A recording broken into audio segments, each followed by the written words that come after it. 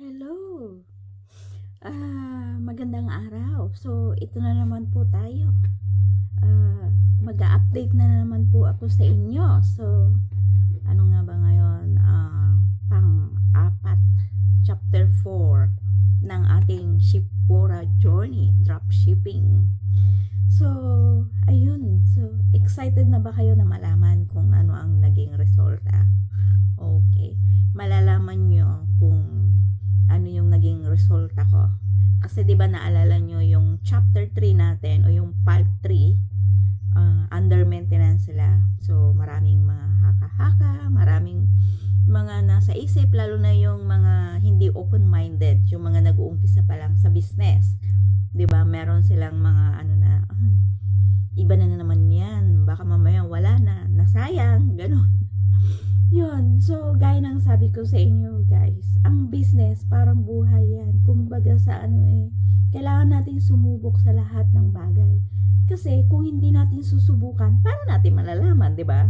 Ayun, so ang sa akin lang, every opportunity, tinatry ko. I try my best. Kahit na ano yan. So, hindi ko iniisip yung magiging ano ba to, magiging negative ba to o magiging positive. No, I take the risk. So whatever happens, wala akong inaano kasi ano yan kumbaga sa paano ka magiging matagumpay kung hindi mo susubukan at kung umpisa pa lang nagiging negative ka na, di ba? So kailangan mo maging positive sa lahat ng bagay, kahit na yung mga bagay na sa tingin mo napaka-imposible, pero posible pala, 'di ba? Sabi nga nila, kung may tiyaga, may nilaga. 'Yon. So ganun ako. Laging at risk ako sa lahat ng mga bagay. Ayun, so after nito nung video ko na to, makikita nyo kung ano yung naging resulta, yung chapter 4. So kumbaga sa hindi siya ganun slowly but surely, ika nga. Pero malay nyo, 'di ba? Kumbaga ang sa akin wala naman akong ginagawa. Kumbaga sinishare ko lang naman sa inyo paminsan-minsan. So nasa inyo, walang sapilitan kung may bibili o wala nung page. Yan, yung budget saver. Yun yung page na kinreate sa akin ni Shipura. So yung mga sinishare ko lang para doon sa mga gustong bumili. Kung ayaw nila, okay lang. Kasi ilan ba ang tao ng yung population ng Pilipinas, 'di ba? Kumbaga millions, 30 million or 100 million. Yeah, ang alam ko 100 million ang population ng Pinas. So, kung at least 1% man lang 'yan makuha ng attention ng budget saver, o 'di ba? Kahit na bumili lang sila ng mga meron diyan na yung map o yung dishwashing or magkano man lang 'yan. So kung ma-share natin, ayan, so the more na madami tayong nagiging source of income is the more din na marami tayong natutulungan. Ayun, so yun lang po sa akin, kumbaga sa kasi syempre hindi naman tayo tuloy-tuloy na makapagbigay ng saya sa iba nating mga kababayan o sa lalo na may mga coffee Friday tayo, meron tayong mga pabigas, o 'di ba? So malay nyo balang araw pag naging success tayo, hindi lang 'yan ang magiging natin, madadagdagan siya. Kung baga sa kahit hindi ka taga Balagan o kahit hindi ka taga saan man, gaya ng coffee Friday natin, kahit sino pwedeng sumali doon sa coffee Friday as long as masusunod mo kung ano yung nakalagay na instruction na kailangan sundin, 'di ba? So ganun lang ang buhay, guys. So tingnan nyo after ng video na to, ini-screenshot ko diyan sa baba kung magkano na yung kinita ko dito sa Shipura Dropshipping Corporation. Iyan. So yun po yung business ko, 'di ba? Wala namang akong ginagawa. So minsan hindi ko nga sinishare, hinahayaan ko lang siya. So, nag-update lang sila sa akin or every Sunday may mga update lang sa akin nung aking mga anong tawag dito, yung aking account manager at saka virtual assistant. O, di ba? Meron ka ng account manager, meron ka pang virtual assistant. So, saan ka nakakita ng business na kahit na wala kang gawin, mag-invest ka lang, kikita ka. O, di ba, bihira yun? Ayun. So, ang sa akin din lang, hindi siya ganon na, ano ba yun, yung magiging mayaman ka.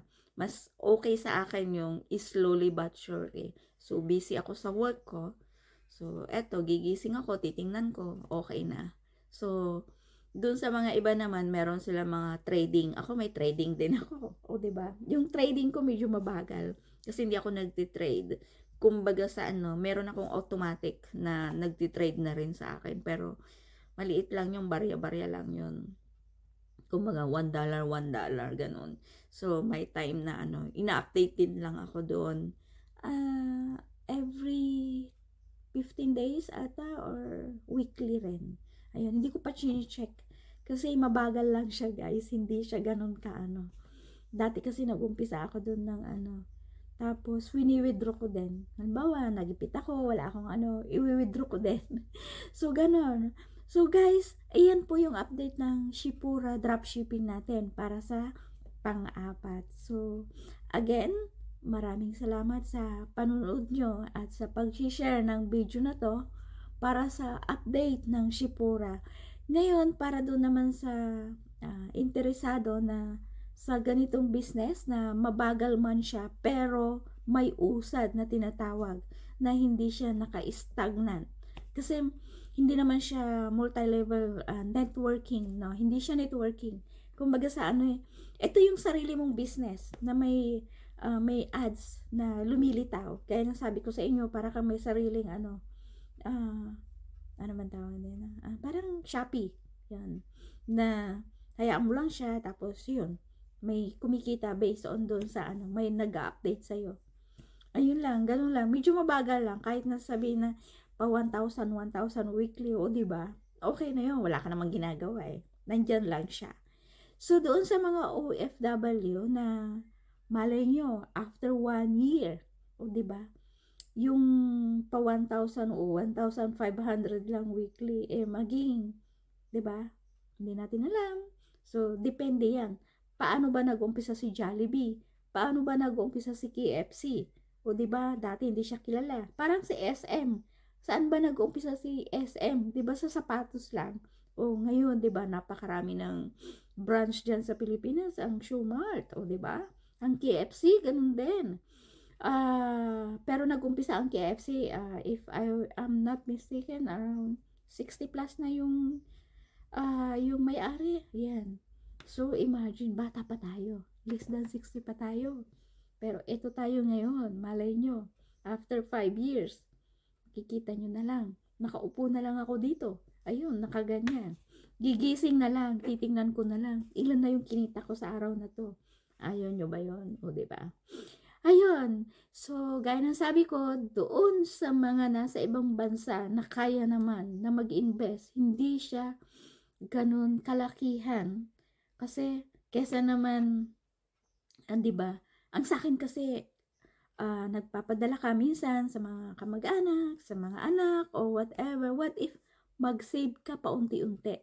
Tapos, dito mo ilagay yung parang, mag-invest ka. Try mo lang. Pero nasa iyo yun. Hindi pa rin ako ano. Pero kung interesado ka, ayan, i-message mo ako at introduce kita doon sa aking account manager at saka sa virtual assistant para sila ang mag-guide sa iyo. So, wala po akong gagawin kasi sila yung nakakaalam ng business na to, sila yung magsasabi. So, ayan lang po guys, and see you doon sa chapter 5. Okay, so abangan nyo ang chapter 5. Ano na ba ang status?